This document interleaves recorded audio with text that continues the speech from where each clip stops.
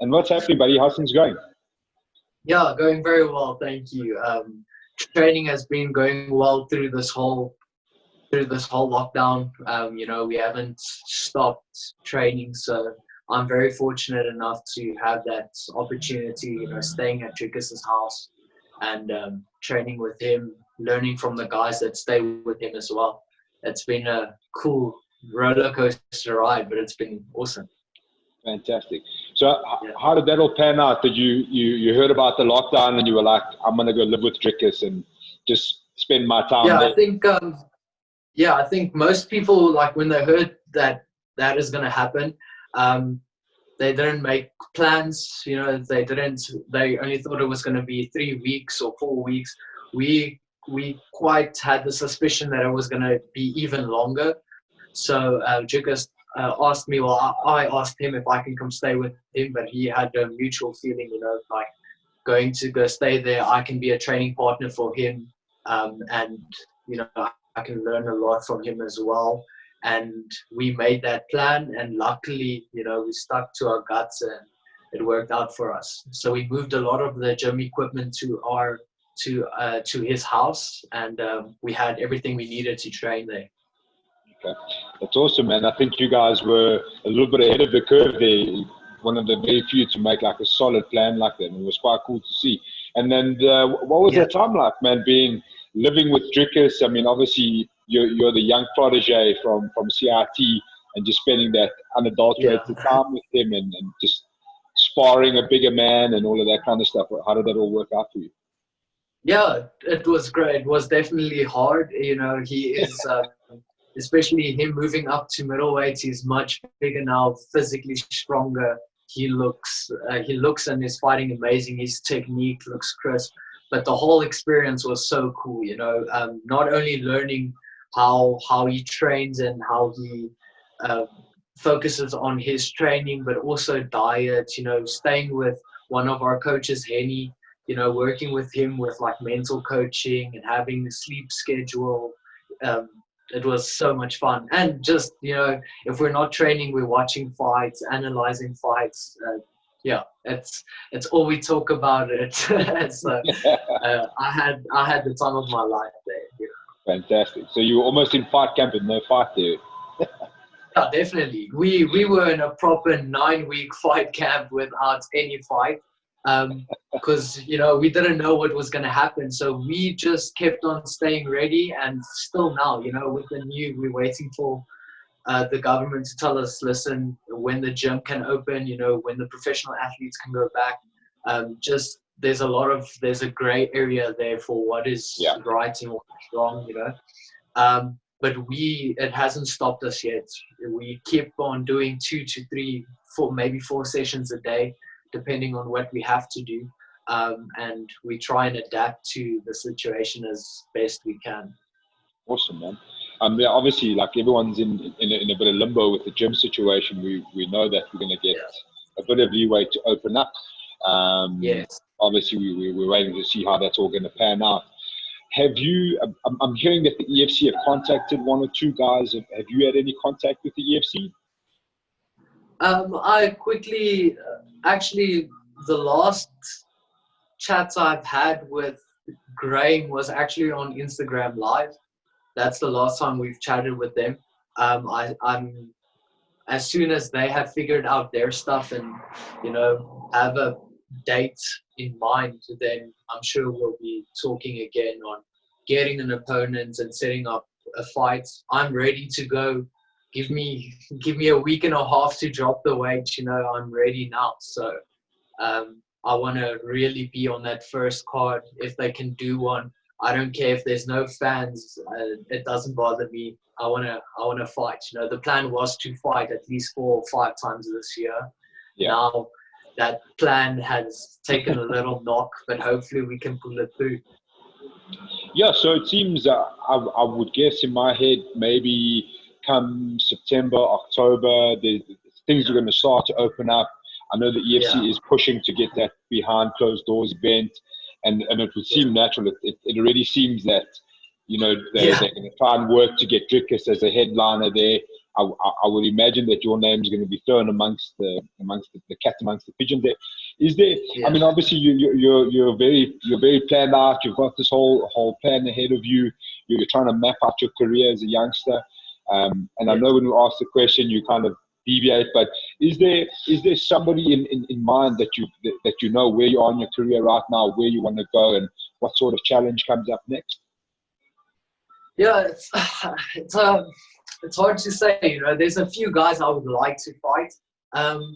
Not that I think the fights in particular will be will be good for my career, but just people I've seen that, you know, from watching their fights, I know that I can beat them and beat them quite confidently. You know, after my last fight, it was a big eye opener for me because I realized, you know, I can take those shots. I have to work on a lot of, you know, distancing and stuff, and we've worked a lot on that.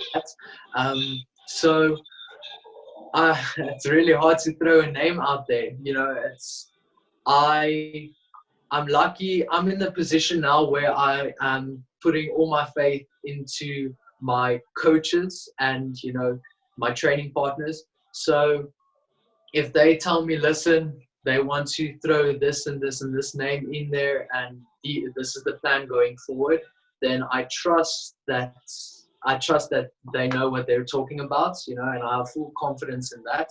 So we've been looking, you know, Temba Barumba's brother, I think Takunda, he's called me out on Instagram, you know.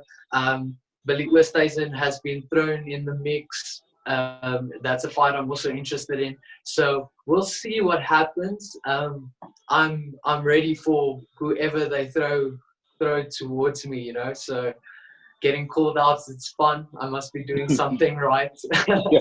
Yeah. This is the natural next thing. I mean, you're the young protege, and there's all this hype behind you. You know, like we've seen this happening in the UFC. There's these younger guys coming through, and it's slowly being built up. What's that like, being that guy now? Now you're the almost the money fight that everybody wants a piece of. What's that like? It's cool. I think, you know, it doesn't put any more pressure on me. I enjoy it. You know, I enjoy that I like it that there are fighters putting their hands up and saying, "Listen, let me have a crack at him." It's a cool experience. If anything, it makes me more motivated to train. You know, we've been training so hard, and if the gym is opening up again, we're gonna be adding more sessions to our program. Focusing a lot on getting as many sessions in per day as possible without overtraining. So having that is so cool, because I find it as a motivation just to keep on doing what I'm doing, you know, and train even harder and be even more prepared when it comes to fight days. So yeah. And you mentioned in there after your last fight, I mean, I mean, even for us as fans sitting close by and analyzing your fight, you took a couple of big shots, and we got to see that side of your game. Okay, the kid, we've checked his technical ability is on point. We've seen him take a bit of punishment here and overcome a little bit. So we're starting to see the evolution of yourself as a mixed martial artist. You mentioned in there that you noticed there was a problem with your distancing and so on. Who's pointing those things out and saying to you, listen, Cam, okay, when you come back to the gym, this is what we want to work out, and who's mapping out that almost training schedule for you?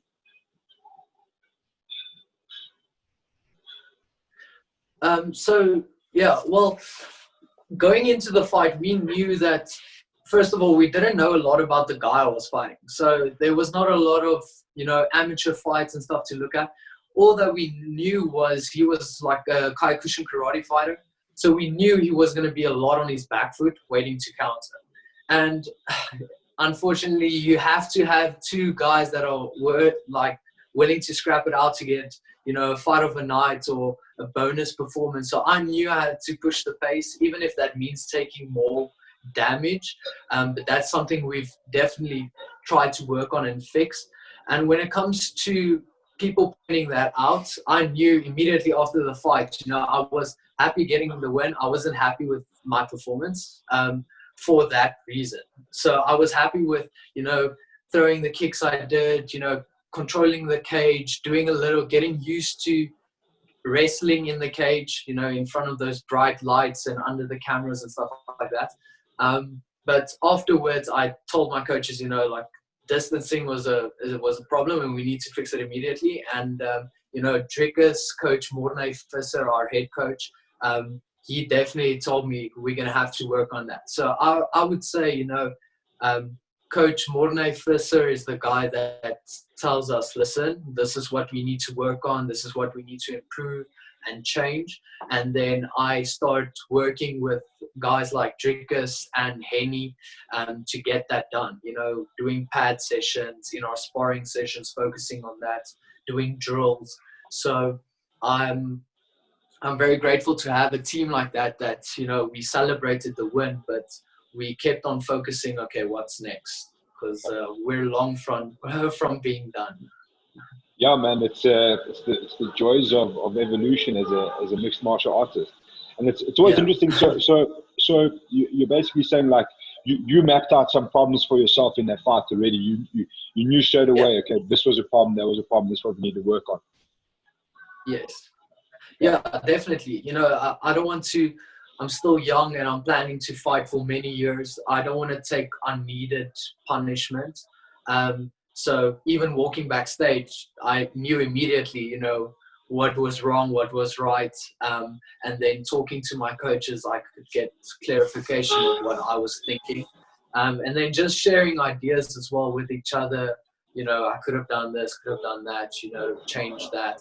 But we focus a lot on what's ahead and what we can fix. And luckily enough, with the whole lockdown, we had a lot of time and a lot of sessions to fix that. So, okay. Yeah. Cool. You mentioned something else earlier about you needed a week and a half to get your weight right.